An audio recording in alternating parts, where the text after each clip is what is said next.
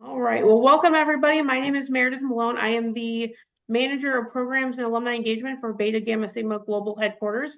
We're so happy to have all of you with us for the second session of two panels today as part of the 2024 Beta Gamma Sigma Alumni Network Virtual Conference that is taking place today. A few housekeeping pieces as we get started. Please continue to let us know where you're joining us from in the chat. We ask that you stay muted unless you're called upon at the end with a question during our Q&A, just to limit the background noise. You can submit any questions in the chat that you'd like to ask the panelists during the audience Q&A, and we'll be going through those to have them ready to go for that part of the program. Closed captions are located on Zoom. They can turn on as necessary. And now on to today's panel discussion. It is my pleasure to introduce Mayor Ness, who is the president of the San Diego Area Alumni Chapter, to get us started. Thank you, Meredith, and thank you everybody for joining us today for this discussion on the dynamic intersection of artificial intelligence in the business landscape. So very hot topic today. We have a great group of panelists and we are excited to hear from them on this topic. As Meredith said, my name is Mariness Didulo. I will be serving as a panel moderator today. And just a little about myself. I have spent 13 plus years on my career in the technology marketing space, specializing in product marketing. I basically help startups and small to medium-sized businesses with their go-to-market strategies, spearheading product launches for various B2B SaaS companies. So AI will definitely play a significant role within my marketing approach moving forward. I am a Pepperdine and Cal State Long Beach graduate, a master's in leadership from Pepperdine and an undergrad from Cal State Long Beach. And currently I do serve as a president of Beta Gamma Sigma San Diego chapter. So those that are in San Diego and we haven't crossed paths yet, feel free to reach out. We try to hold at least one event per quarter. So it would be great to meet with everybody. All right, I'm happy to tell you a little bit about our panelists. Our first panelist is Dr. Habib Baluwala.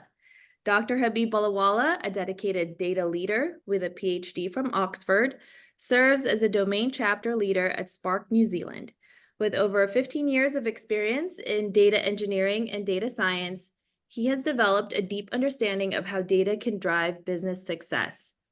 Habib's exceptional leadership and communication skills enable him to effectively engage with stakeholders, lead high-performing teams, and drive data-driven decision-making across the organization.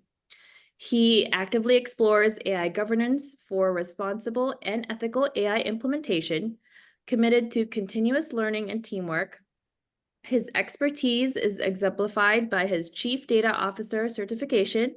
As a seasoned leader, Habib's unique combination of technical expertise and leadership skills empowers him to deliver innovative data solutions that support business growth.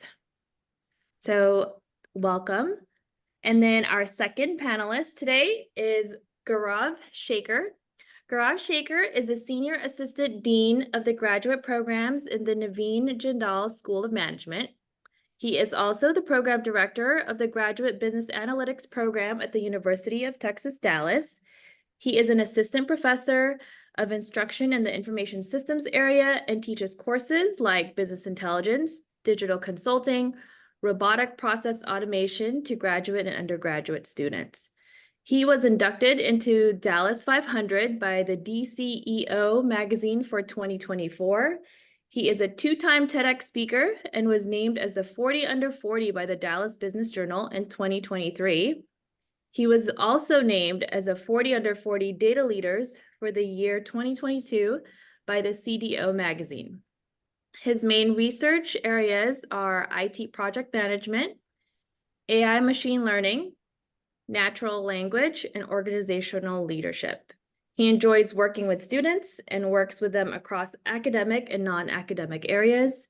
He has been instrumental with setting up student corporate engagement programs at the University of Texas at Dallas. A big believer in servant leadership, which is the basis of most of his initiatives, and he leads the Young Entrepreneurs Program and serves on the U.S.-India Chamber of Commerce Board. He is also a member of the academic panel for PeopleCert. He works with Fortune 500 CXOs and advises them on their strategic initiatives especially from the point of view of technology. You're one busy guy. All right, and then last but not least is our third panelist today. Her name is Mai Taralba. Mai Taralba is a consultant and agile coach who started her career at Adobe and helped lead the SaaS and cloud revolution.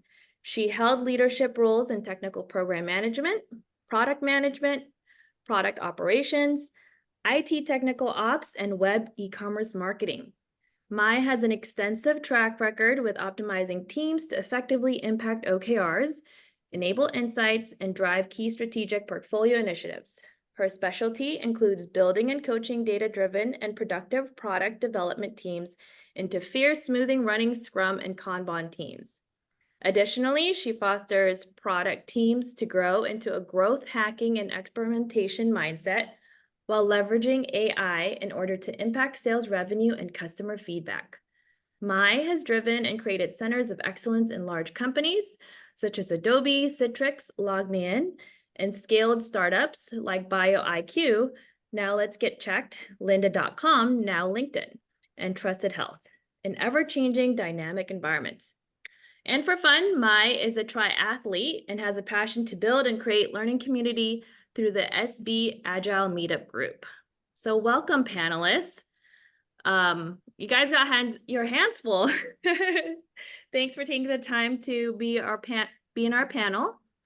All right, so let's start off our discussion on artificial intelligence and the business landscape with adoption strategies. My first question, and this is open for all three of you, how can businesses strategically approach the adoption of AI to ensure seamless integration into existing operations? I'm happy to bring it on just because, obviously with my technical background and working for SaaS and software companies, and obviously some of those companies have built their own AI tool sets. And the main thing was actually having, leadership from grassroots efforts from the very top to really embrace it as like, this is a tool set, and the fact that having really open discussions, having it be where it's in the center of, in policies, we're ensuring that, we're using AI ethically. And I think having that ongoing discussion and seeing it as like a tool set to empower our work, I think is always, it's kind of like that mindset. I would say that's, the first would be bringing AI and adopting it and really having that open discussion. Have a slightly distinct mindset is quite important. But one thing I've been kind of thinking about, and since we have started on the journey and we're going through result, generally the challenge happens is that we all think of AI as a plug and play. Plug it in and you try to see if it works or not. You try to say, as you mentioned that you talked about seamless integration. That's good, but there is a fundamental flaw in it. The problem is that you are thinking of AI as a saying, here is something that a human does, and we'll plug in an AI to do that over there. And that generally is not the right approach, because you will get an improvement in the performance over there, but you will not get that productivity gains that you're expecting effectively, because somewhere or the other, the process will be stopped or humans will not be. A very good example comes from history, where electricity, when it was invented, or like not invented, it was basically people thought of it as a replacement for the steam engine. And in factories outside, they had a steam engine outside, which was moving a shaft internally, and all the machines were connected to that. And they said, let's replace the steam engine with electric engine. It didn't help productivity. It didn't improve productivity. And that continued for 15 years. After 15 years, somebody realized that what's the real power of electricity? The real power of electricity is that it can provide mobile form of energy. And once they realize that, they realize, okay, if we redesign our factories and then look at productivity improvements, we might be able to see a much more bigger change. And that's when they started designing factory floors and started designing departments for different areas and started seeing that productivity gains that they were expecting. in that way. Similarly with AI, one of the problems I generally see is that the way we see towards it. It's not just a change in terms of there's a big change management in terms of people adoption and so on, but there's a bigger change management in terms of systemic thinking. So a new way of thinking should be more around that. What if you didn't have any humans and everything was run by AI end to end? Where would you want human involvement to be in over there, and why? In that case, that would be the kind of questions that might help in better, movement of AI and the real advantages coming from it. Oh, yeah, So- I absolutely agree. I think I want to clarify, I didn't state it as a replacement, but as a tool, as in you use tools, to help with your work. So that's what I want to clarify. I think I agree with both my co-panelists on their views on this. Here's the thing, I feel there's a lot of haphazardness when it comes to adoption of AI. Everybody is running towards adopting AI as if, there's no tomorrow. The fundamental question is, what is going to change when AI comes in? Do we have clarity about that? In our organization, just because a counterpart in the industry is doing that, what are they gaining out of having AI? That clarity is needed first before you can, start using AI and start seeing those gains. How does it impact your, processes? How does it impact your people? How does it impact how customers perceive your products? I think having that kind of strategic discussions is important, and then seeing where exactly are you going to see those differences. For example, if you embark on a project which goes on for 6-8 months and then the returns are marginal, then you have really not implemented it in the way the way you had expected AI, because everybody right now is thinking of AI as magic. I remember when ChatGPT came out and it was, writing all these lovely emails and documents and whatnot. See, to a trained eye, to people who don't know it, it's magic. But to a trained eye, it's LLMs. There are large learning models who are trying to put everything together for you and presenting an output that can be used. I think AI definitely is going to be the thing, because first of all, we have to be very clear with one thing. AI is not new. It's not something that just was, discovered or created a few years ago. It's been there since the 50s. But it has gotten into the hands of an average person. And that's when the shift that we'll see will be more visible, because now when an average person uses AI, it's going to stay. And see how people's habits change with interacting with some form of AI on a daily basis. And from there, try to understand that how does your organization fit in? Because the question that was asked, it had the word seamless integration. There's not going to be any seamless integration. It's not, as Habib mentioned, it's not plug and play that you just take it out and you plug it somewhere and now you're all AI enabled. It's going to change your organization at multiple levels. Processes, people, your current implementations that you have, and your customers as well. So I think beware of what exactly you want to gain out of this AI and how that roadmap looks like before you jump on the bandwagon and say, well, you know what, we're just doing it because everybody else is doing it. I think that thoughtfulness is needed, which, to be honest, is missing in a lot of places, because we have this FOMO. We're fearing that we might miss out on the whole AI thing if we don't act now. So, take a chill pill, see where your organization stands, and go from there. That's a great point about being thoughtful. I think because it is such a hot topic that everyone is talking about it right now. So, but at the same time, it's also great to have this open discussion about it, right? Everyone is open about talking about this. So that's what we're doing now. So as you said, my open discussion is where we start. As far as adoption, so still in this question, can any of you share an example of a successful AI implementation strategy that have resulted to something successful, not necessarily seamless, but it ended up successful? Yeah, I could use a real life example. So I have started quite a few when I was at Citrix, LogMeIn, and GoTo. All of it was web e-commerce. And so with the e-commerce, the biggest thing is, we're there to get sales revenue, sales qualified leads, and all of our websites, what could we do to engage with our potential prospects more on the site? And specifically what we did is with the AI backing that we had, we would take like the sentiments, like the words that we were seeing that, prospects on our website were creating, and we would capture those and use that and put that into our machine learning engine. And for there, that actually fueled what content we needed to be better prepared with our website, what questions people were asking that they were not finding on our web. So the more we were able to get that content, it actually helped rank our business to higher SEO, and that actually reduced a lot of our acquisition costs.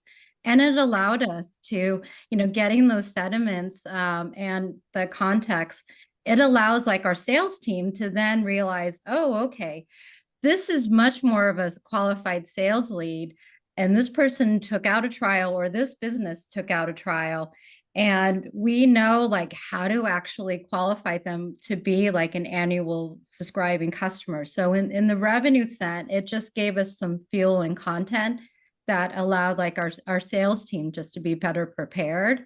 And so that was, quite a success story for just having the increase of those qualified leads. Well, that's a great story, to be very honest. Some kind of exploratory analysis to see where data stands. For us at the University of Texas at Dallas, one of the things that we are seeing is, we have in the digital world, and especially with publications, content is the king. That's what we have heard all the time. It's a great marketing phrase, content is the king. I think with AI, we're kind of shifting towards context is the king, or context is important. Let's not make somebody king or queen, but context is important. So when we have, let's say there's a lecture out there, different students learn differently. Okay? Everybody has a different way of learning. Can we provide them with multiple contexts of the same material that's available so that they can understand what is being taught? When all of this came out initially, there was, of course, a rejection for the usage of AI tools, but then we very consciously decided that, this is not something to fight. This is something to learn and see how we can do things better. It definitely gives a very good starting point. AI, just like all of us who are, learning how to adopt it, AI is also learning how to, give you better results. So I would say using it to help create multiple and better context for students is one of the things that where we usually see usage of AI. Now, of course, chatbots and exploratory data analysis and all that kind of stuff. And trust me, I read, my students are better with emails now. I see longer emails. There are more wordy, which, of course, it's a new experience. Suddenly when we used to write a few bullets, now we're writing long emails. So that's an experience. But I think from learning about new things, that has really shifted into a positive direction with the advent of AI, is what I would say. Yeah, and possibly I'll continue on my side that. So we know about two kinds of AI. One is predictive AI and the other one is generative AI. Predictive AI was the long drawn, any use case used to take around 2-3 months. And then you need to get the data right, you need the right sources, you model, sometimes you need the right people to understand the business context and create something and then work with it. And what it effectively did was reduce the cost of predictions. So for any organization that is spending a lot of human power in getting predictions, whether this loan will default or not, something of that sort, it helped to reduce that cost. When we're looking at generative AI is reducing the cost of cognition and creativity. So it's basically reducing any first level thinking task that you have on your head and trying to see how can you elevate yourself for the second level thinking effectively. And as Gaurav mentioned, context is the most important part. Now, how do you give those contexts to from your organization perspective? Means that you need a good idea about your structured data and your unstructured data effectively. And that needs to be properly maintained. Data governance becomes important. Updating ownership, stewardship is also really, really important in that case, and so on. Now, when you're looking at use cases from our side, we have it across the board, whether it's from predictive AI or generative AI. But I'll give an example one. We get a lot of emails with regards to HR. People asking that we have policies already on our SharePoint and internal this thing, but people generally ask that, okay, how much negative leave can I go? What is how much parental leave can I take? What are the different, if I have to, and lots of questions related to policies effectively. But a lot of these questions are directed to HR teams where they effectively look into documents, get the exact paragraph, copy it, and then say, refer to this document and please do that. Now, we thought that what would be a good way for our people our HR teams to spend time on answering these kind of questions, or actually, doing some more high level interaction work with the actual employees over there. So we've created a bot which can actually take an email, understand what's required from it, and then create an answer, put it in draft, and keep it ready for anybody to then send it off effectively. So this is an example of where we are basically saying that the bot is not just becoming an information, but is getting closer and closer to the actioning piece as well. What action might be required from that? And as time goes by, it might help to also improve, free up the HR teams to do some more interesting work. This is interesting as well, but not as interesting as answering the same question 100 times. So free up for some interesting work, which could be much more helpful for them. These are all great I examples. want to add something to that the last piece that Habib mentioned is key. If you talk about the last wave of modern technology, we could see that in the name of being connected, we were actually separated. We have this notion of being connected with everybody, and yet we are not connected. I think in this latest wave of technology with AI, what it is going to do is it's going to relieve people of stuff that can be handed over to, let's say, a bot or AI as whole. And it will free up time, or it will make that time for people to do things that only people can do to people. Yeah. So whether that is connecting with them, bonding with them, understanding things at a human level. Whereas right now we are taking care of everything. So what happens is that human connection is kind of the weak link. So I am betting on the fact that the human connection is going to get stronger when we have more time at hand, because time is limited, and that's what AI is giving us. It's giving us more time to do things that humans should be doing. Just wanted to add that. I think the common factor from all the three examples that you all had shared was that it's really a sales tool, like you said, a starting point, or it's more of like people using these tools, not necessarily a replacement, right? So I think that's the reason why these examples were pretty successful. So onto the flip side to it, with disruption and innovation, how do you foresee AI continuing to disrupt traditional business models? And then what opportunities does this prevent for forward-thinking organizations? And this is open for all three panelists. I mean, I can give No, go ahead, Habib. Go ahead. I'll give a crack at this. The way I see is that business models which are slightly inefficient, I would say there will be a run for.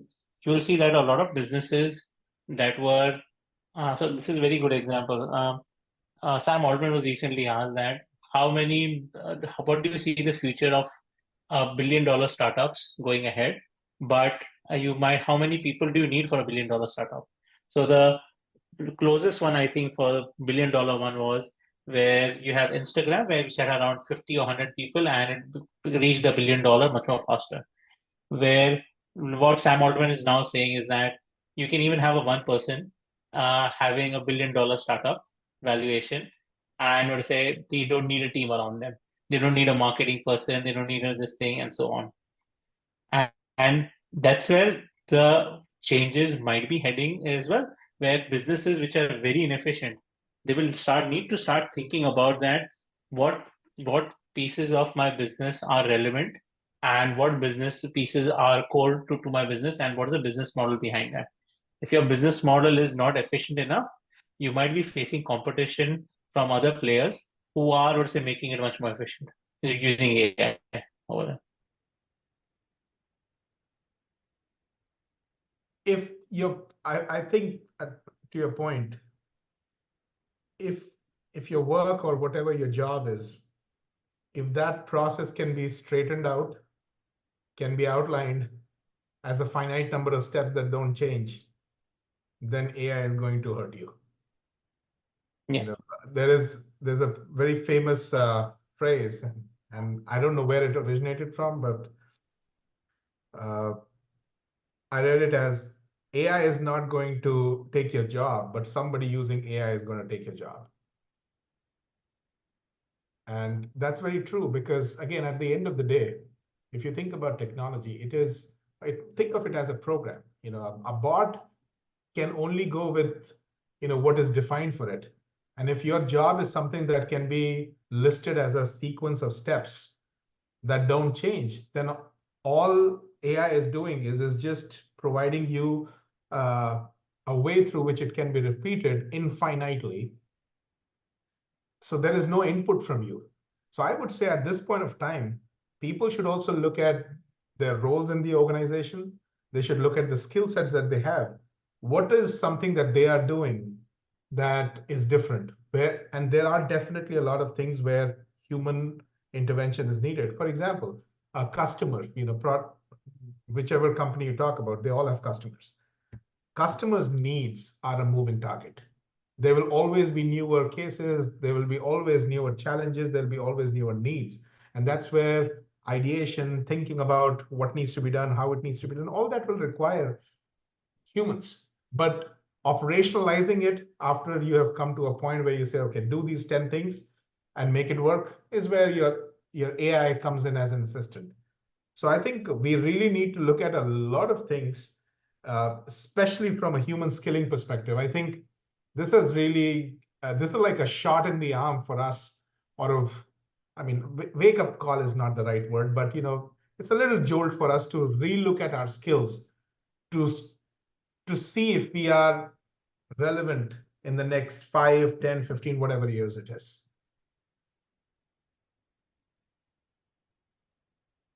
You're on mute, Mike. Oh, I just read. Thank you.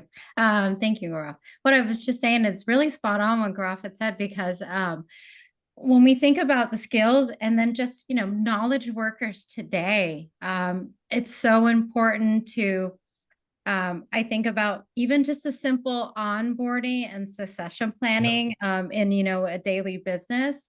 I'm working somewhere where I am, taking on some transition responsibilities from an individual, and how we're doing our onboarding is, everyone does Loom videos and documentation, but we're taking the next step where, it's not just the Loom videos, but we're taking those Loom videos, throwing them into ChatGPT and seeing what kind of, context that's going to create. And then seeing, okay, if this is relevant information, we're reviewing it. And surprisingly, it's been, spot on at times. Let's go ahead and put these into some of our, daily work processes that we can maybe train others. So I think, when we think about traditional knowledge workers, we have to think about where we can apply some of these skills that can kind of help us be able to share, more communication and knowledge, especially when we're not working in the same, office next to each other. And so it's things like that. I think that's really disrupts the traditional business model when we even think about just employees getting oriented, you know, they usually read documents, and no, we need to gamify it and make it interactive, and that's where it's been really helpful. Possibly, I add one more thing over here. This is a new term that was introduced to me around 3-4 months back. It's called learning agility, and this is the first time. And I asked what the definition means. The definition means that the ability for a person to be agile enough to learn new concepts and then start towards say working on it with confidence, effectively. And roughly, that's this thing. And what we realize is that now knowledge is become cheap. Wisdom is getting cheaper as well, because you can basically ChatGPT can spin up a role of a plumber and give you advice on what to do in this case. You don't need experts to be there. This is the era of generalists. It's called the revenge of the generalists, if you might be. As long as you are able to understand very complex concepts and simplify it and would say learn and act upon it, you will be having a job where you can be doing multiple things without any issues over there. If you are an expert in a particular thing, the job will be safe. But at the same time, you have to realize that, as Gaurav mentioned, if you're doing the same steps again, day in, day out, without adding any other insights or knowledge in there, then we'll say there is definitely a risk for you in that, okay, that job being automated in some way or the other. And as you mentioned, the human connection is very important. So building that human connection, being more upfront about it will be very advantageous. That's a perfect segue, because speaking about the human aspect of things, let's talk about ethics now. How can businesses balance the ethical considerations of AI deployment, particularly in areas like data privacy, bias, and transparency?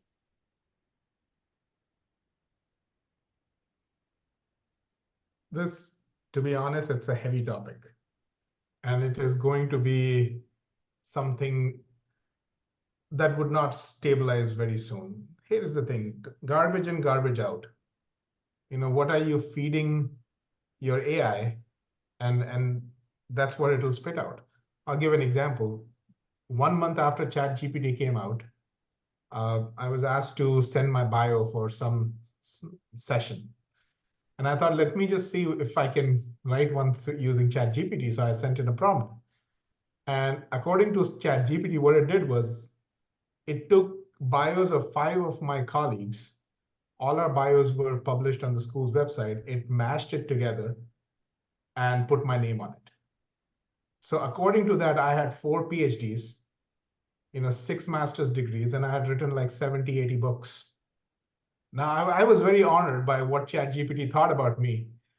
But if the same thing was done by somebody who was organizing the event, and instead of asking me for my bio, had gone ahead and asked ChatGPT about it, I was able to figure out that this was wrong information, but they may not have figured out that this was something wrong. So I think, and Habib mentioned this a few minutes ago, that the kind of data that is at hand, structured data and unstructured data. What are we feeding into this AI, and what it is using as input is going to be very important. How those inputs are perceived. There are always some connotations to how data is put together. And it might result into biases, depending on who's the person who's generating that data, is going to be an issue, because let's say cultural sensitivities, okay? One culture versus the other. What is taboo in one culture might be an open topic in another. And the way you write about it might give a wrong sense of what AI needs to provide to the user. Now, let's say that the same input can be read in multiple different ways by folks. So I think it is going to be a long haul here when it comes to ethics specifically. It's like, perpetually every organization has had issues at their data layer, and they move from one file into another, they keep fixing things, but there's something else that gets broken. I think the ethics will go that route, because there is not going to be a point soon into the future where you'll say, you have cleansed out all the issues when it comes to ethics. It will stay. I mean, who at the end of the day is the creator of this AI? Human beings. How do human beings think?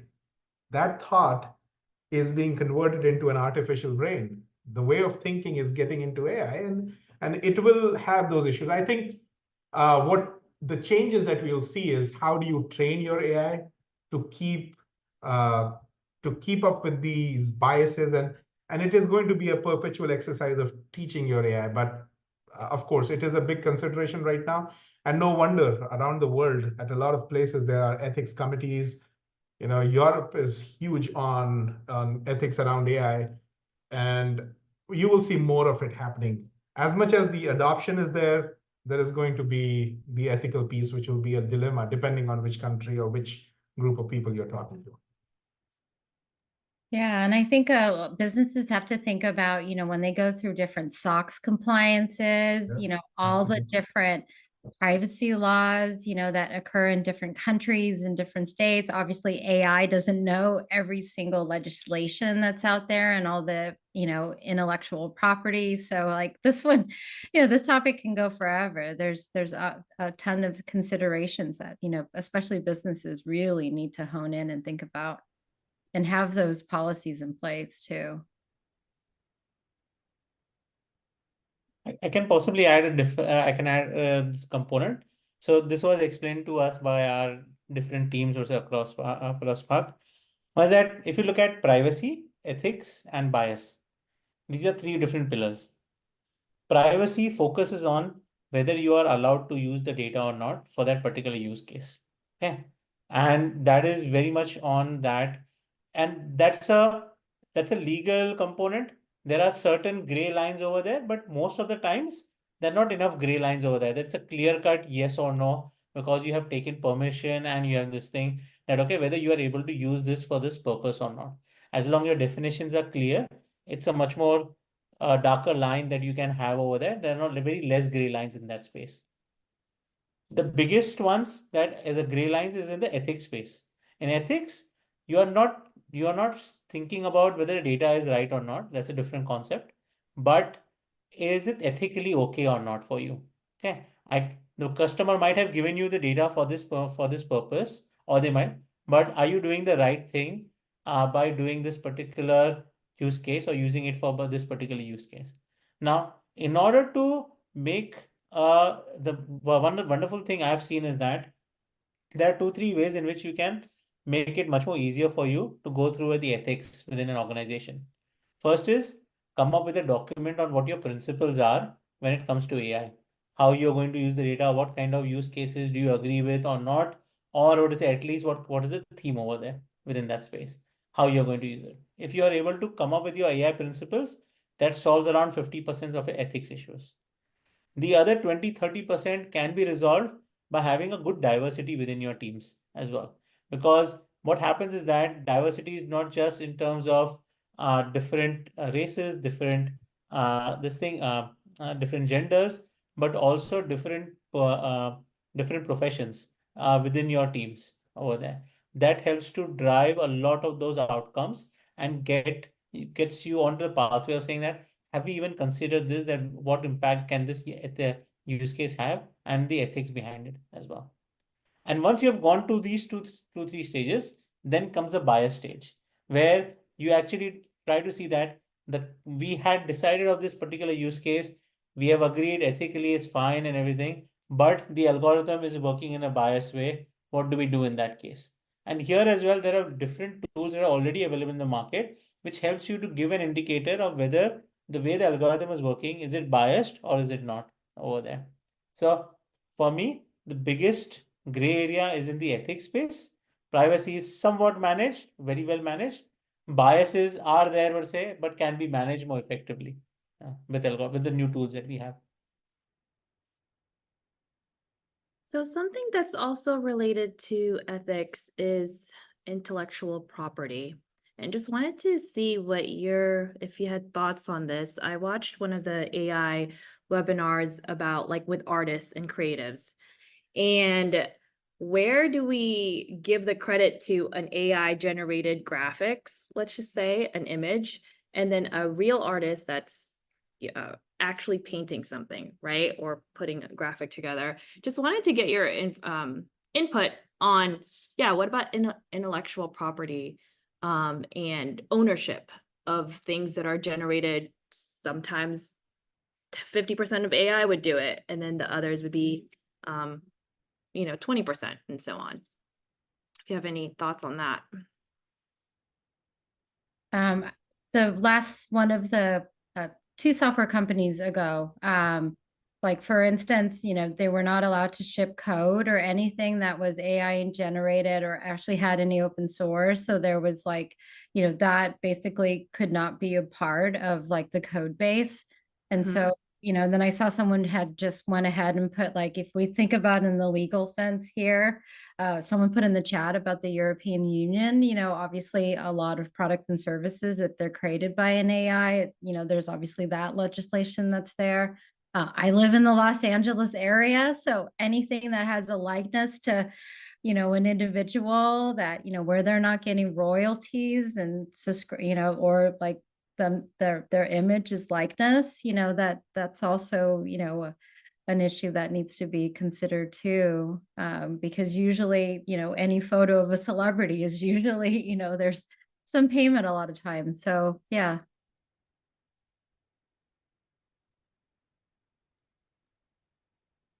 One of the artists that I was talking to mentioned to me that with these new tools, what he's seeing is a big shift in his approach as well.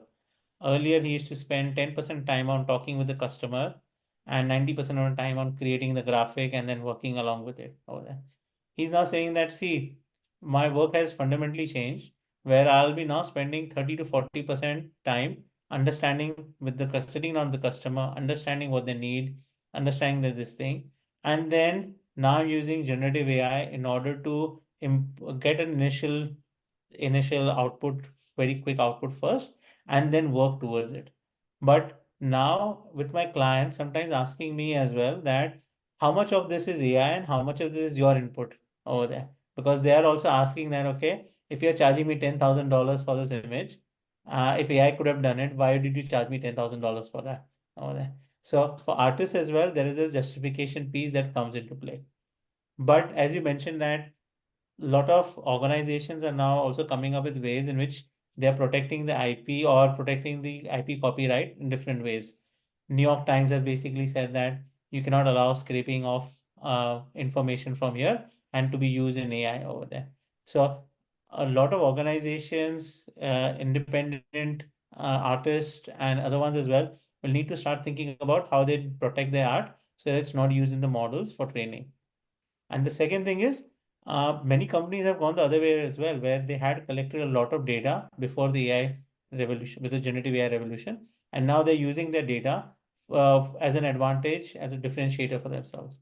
Adobe had created this entire image base, which they have now basically said, because we have bought these images, we've already paid the money for it. Now we have free hand to actually use it for training and build, I would say, generative AI engines on top of it. So now you are IP protected if you want to even use it further over there. I think you're right. There will be a shift in the way IP, as the whole IP business has been. Of course, somebody's original work needs credit. That is going to be there, but people will come up with new mechanisms through which they get credit, and at the same time there is consumption of this. But Habib, if you're being asked why should we pay you $10,000, I think that's a very genuine concern. See, having access to AI and being able to use it the way to give somebody advice as to how they should go about stuff are different skills. It's like I have a lot of books. I call myself a book hoarder. Okay, I read 10% of them and 90% of them are just there. But just by having those books is not enough. I need to read them to get knowledge. And I feel that somewhere down the line, people will realize it, that the usage of AI in the right way is also important. As far as IP is concerned, it's area of concern because there are people who are creating original things. And by the way, not to burst any bubble here for anybody, but the original input for this new gen, let's say for ChatGPT, has been people's original work. Okay. And now when we are all getting these outputs, slowly and slowly, our original inputs is now AI generated. So there, at some point, we are going to feed it back into, that game on Nokia, Snake. It eats its tail. We're going to feed the tail back to the snake. That is going to happen. So I think there will be. See, we are in the, as I like to say it, it's a developing situation right now. Whether it is about strategy, whether it is about ethics, whether it is about IP, whether it is about how structured our data is, whether it is about quality of the output. It's a developing situation. People will have apprehensions, people will have adoption. My recommendation is if you are really affected deeply by any of these areas, you have to relook at what is the part that is affecting you.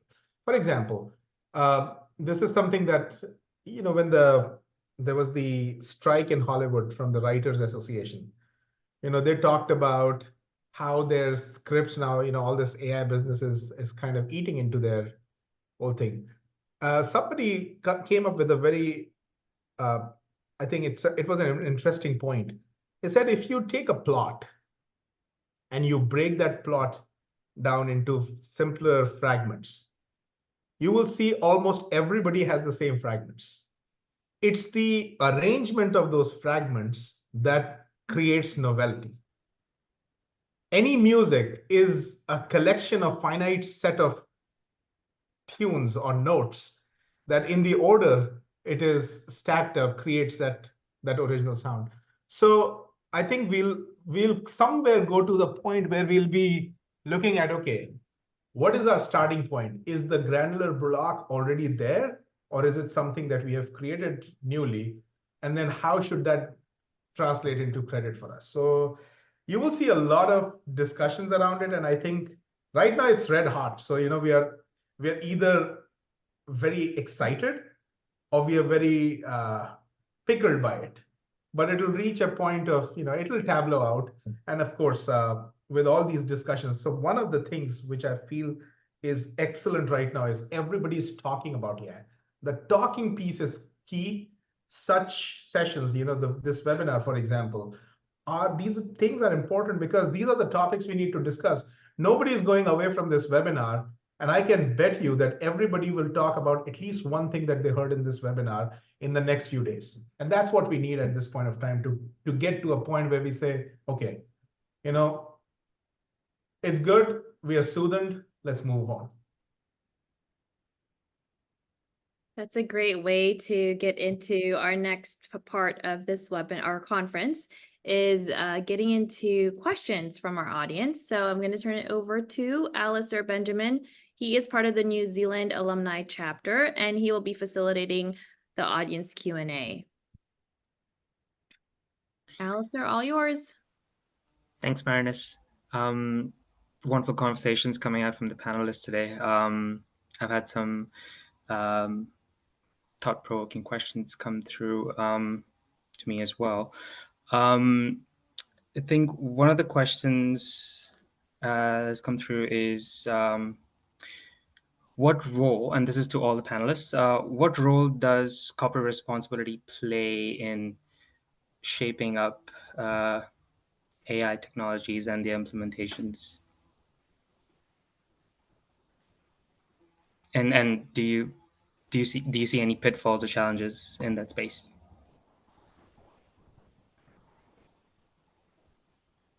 I can give a crack at it. So I think that's a very good question, first of all, that what corporate responsibility does the board and the leadership have? Is that what you mean by that? Yes. Okay. So I think, see, one of the things, at least here at Spark and other places, means in New Zealand, some places in New Zealand as well, what I see is that the board is taking an active interest in AI, and they want to understand what's going on, what what are the limitations of artificial intelligence, where can it go well, where can it, would say, have a big impact, and where it's impacting the customers as well. So one of the main things for the board that they can do is, first of all, deep dive and try to understand what is this technology and what does it mean overall. And the second thing is the realization that it at some point it will fail, but it might fail from an ethics perspective, from a privacy perspective, or some other ones that we have mentioned earlier. But what safeguards do you have in order to detect that, or at least prevent that as much as possible over there? So have you put in the right safeguards with regard to ethics? Have you put in the right safeguards with regards to this thing? Have you included a more diverse audiences into the conversation around AI? Because technologists are generally known to go haywire and focus too much on technology rather than on the impact of it over there. So have you taken the right actions in order to safeguard it as well?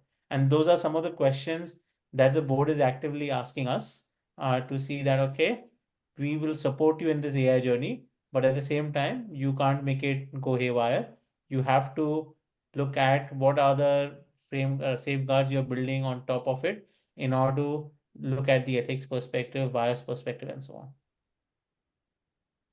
I think that's a very valid point there. I think I might change a word there. Instead of corporate responsibility, I would say corporate accountability. Because we cannot have these discussions in the right direction if there's no accountability.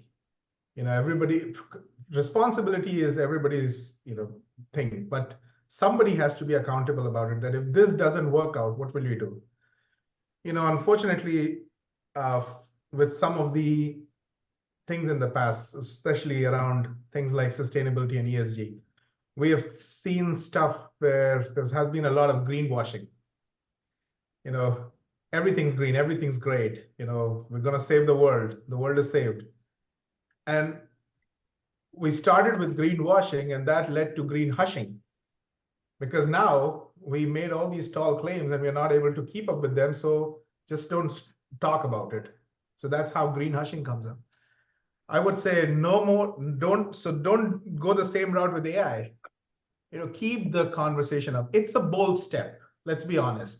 This is a very different type of wave, which has a lot of power, a lot of promise. It has always had promise, but a lot of promise, a lot of power, and a lot of opportunities to do things better. I think people will have to, if they are going ahead with this, they'll have to stick together. They will have to come up with, okay, where does this drive the mission and vision?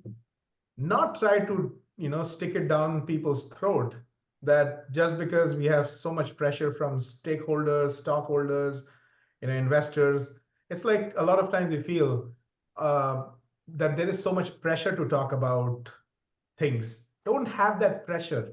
Think about it, that is this really the need, and how is this going to change the way you do stuff? I'll give an example. When cloud became very fashionable, there are so many folks that I've heard which said that, oh, we had all these issues with our systems, but now we are putting it into the cloud and everything will be okay. I mean, what is cloud? Is it a rehab facility for IT applications? Is it like a hospital of IT apps? We had a very bad application, now we put it in the cloud, it's going to heal by itself? It doesn't. But it's just like, you have this pressure of talking about stuff. Please, if you want to make a change, first of all, you have to step aside from that pressure. You don't have to pressure yourself. You don't have to pressure your people. But honestly, promise your stakeholders that, what, this is something that you are looking into, and you have accountability, that you will make sure that this is looked into at different levels and see what is the best we can do to make it available to our folks. I think that piece is going to be such a big game changer, not only for those board members, but even for employees of that company, and then eventually the customer whom you're trying to serve. So corporate accountability, let's put that as the word of the day.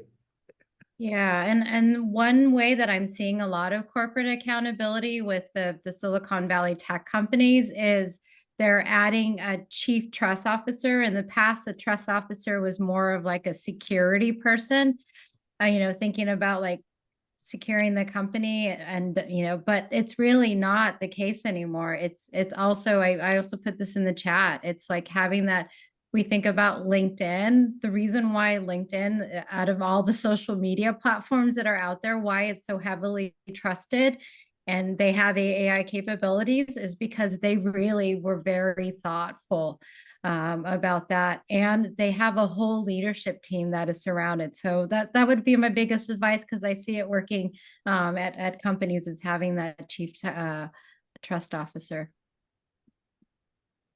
That's a great role, Chief Trust Officer. Mm-hmm. Sweet. I have another question that has come through.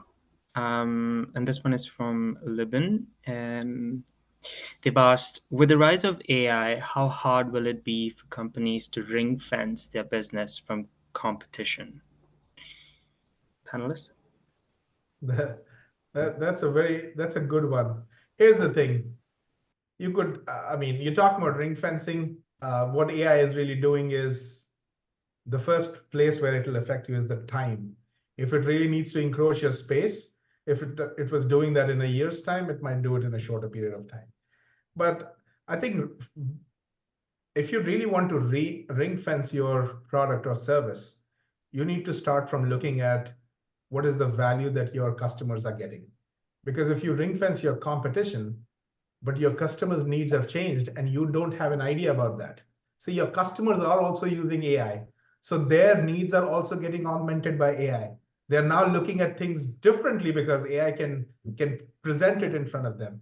I think we have to keep the customers at the core of it and then see what value we are providing. If you're able to figure these two things out, competition is never going to go away. You will be protected because you have something unique to offer. Possibly I'll add one thing in this one, is that your definition of success against your competition will be directly correlated to your agility. If you are agile enough to take a change in direction, if you're agile enough to incorporate AI into your products, if you're agile enough to react and get something quick and dirty, then it will be, say, your differentiator over there. But if you are still stuck in your problems, you are still not able to change your processes, and your competition is slowly gaining with small wins, then say you will be lost out in that case.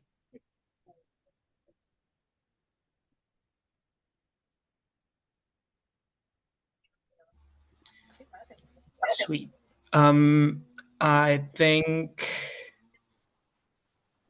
possibly we have time for one more question. And it's come from, sorry, this chat is scrolling on its own. I've tried to answer like some things for the sake of time, actually physically in the chat too. So yeah, that's all good. Sweet. I think we can take this question, which says, what do you feel is an employer's or university's responsibility to the employees/students for training and development of AI or AI models? Don't ban it. That's my first one. Most universities have banned it in one way or the other. I feel that that's a very irresponsible way. If you know that, okay, that technology is not the future right now, then you need to make your students more comfortable with it, and you need to change your assessment methods around it over there. Absolutely. I'll add to that, in our programming classes, for example, we now don't teach them basics of how do you construct a program. You know what? Use AI, build it. We'll teach you how to interpret it. We'll teach you what's going on in each segment of it. We're not going to test you on writing basic programs to show whether you can write programs or not. When you got AI, do that. So similarly, interpretation is the one that is picking up as opposed to anything else.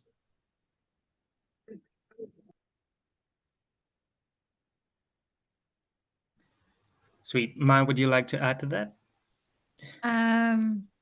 I think what I put in there, yeah, I would go back to like the examples that I also had earlier. You know, obviously that I like what Paul just wrote. There's a new role with like chief AI officer. So I think there just needs to be just more content and materials created, and maybe AI could create that even as part of it. Because, you know, here we're just kind of talking about it, but I can't actually even point to like any, you know, tools outside of AI itself. So I think that would be, you know, a great way to also approach it too.